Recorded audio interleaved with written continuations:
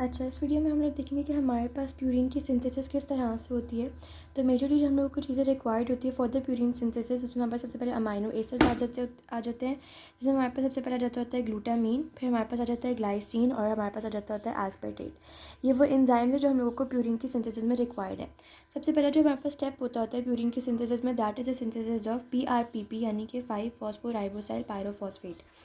हमारे पास इस सिंथेसिस के लिए, इस PRPP के सिंथेसिस के लिए फर्स्ट स्टेप के लिए हमें जो चीज़ें रिक्वायर्ड होती है that is ATP, ribose five phosphate and PRPP synthase.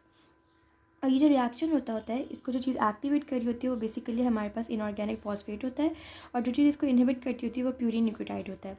और हमारे पास नेक्स्ट ये हमारे पास पहला स्टेप यहाँ पे होगा, that is the formation of PRPP।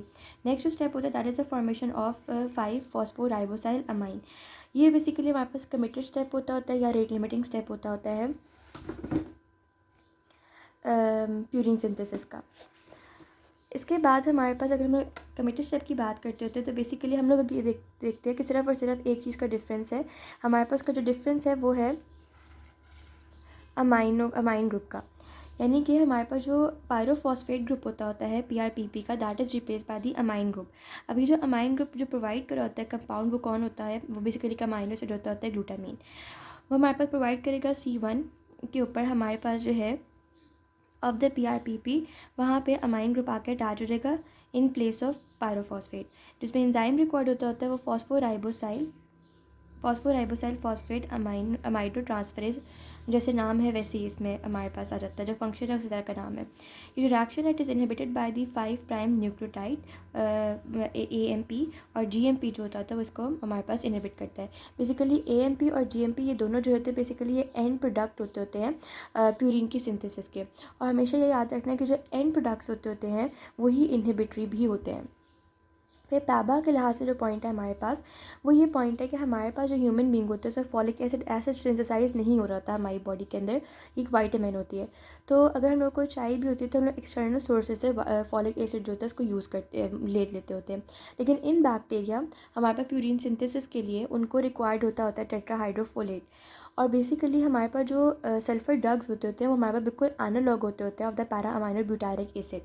तो हमारे पास वहाँ पे अगर सल्फर ड्रग्स बैक्टीरिया को दी जाती होती हैं तो वो प्यूरिन की सिंथेसिस को इनहिबिट कर देता होता है, क्योंकि वो फॉलिक एसिड को इनहिबिट करता होता है, उसके ऊपर इफेक्ट करता होता है। एक हमारे पास जो पाथवे होता है for the synthesis of purine, वो हमारे पास जो हम लोग ने अभी डिस्कस किया, एक वो पाथवे है। एक हमारे पास सैल्वेज पाथवे होता है।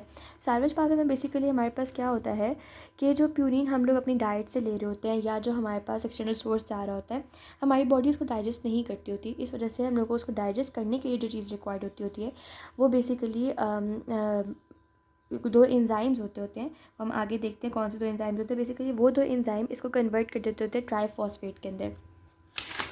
अब वो जो दो एंजाइम्स हमारे पास इसको कन्वर्ट कर देते हैं ट्राइफॉस्फेट के अंदर, वो हमारे पास एडिनिन फॉस्फोराइबोसाइल ट्रांसफरेज होता है और हाइपोजेंटीन ग्वानिन फॉस्फोराइबोसाइल ट्रांसफरेज होता है।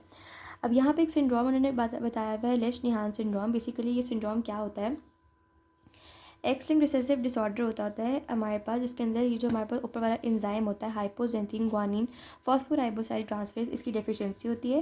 As a result IMP GMP की डेफिशिएंसी होती है। और हमारे पास जो PRPP एंजाइम होता है वो बहुत ज़्यादा हो जाता है और प्यूरिन की सिंथेसिस भी बहुत ज़्यादा होनी शुरू हो जाती होती है। यूरिक एसिड की अक्यूमुलेशन होती है, गाउट होने शुरू हो जाता होता है, और मोटर डिसफंक्शन होता है पेशेंट को, और कॉग्निटिव डिसऑर्डर्स होते हैं। उसके बाद